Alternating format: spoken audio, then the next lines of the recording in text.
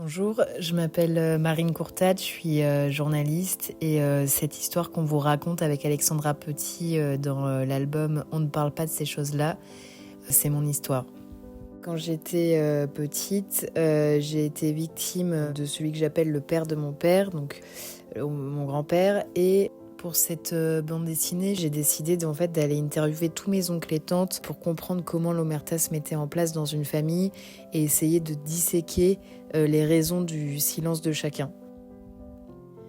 Ce témoignage, j'ai décidé de le livrer au moment du Covid. Je me souviens que je réfléchissais à un angle pour traiter tout ce qu'on traite autour de MeToo et je trouvais qu'on parlait beaucoup des victimes, beaucoup des agresseurs, mais rarement de l'entourage, alors que l'entourage, il est essentiel.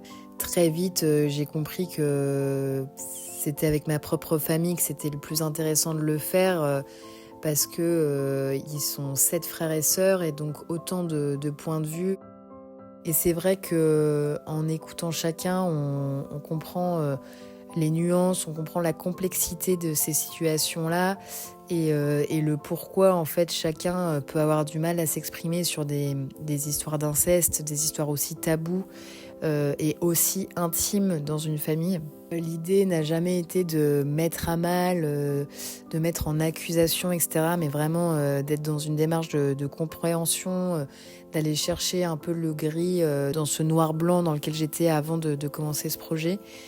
J'avais le sentiment que ça pouvait parler à d'autres, que ça pouvait faire écho à d'autres familles qui pouvaient avoir des doutes sur leurs frères, leurs sœurs, leurs neveux, leurs nièces, leurs cousins. Cette BD, j'ai eu envie de la faire en espérant que ça puisse aider ne serait-ce qu'une seule famille. Et puis de permettre des réflexions personnelles sur qu'est-ce que je dois faire si je me retrouve dans cette situation, si j'ai un doute, si je vois quelque chose, si j'ai une intuition. J'espère que ce sera un bon outil pour permettre ces réflexions-là.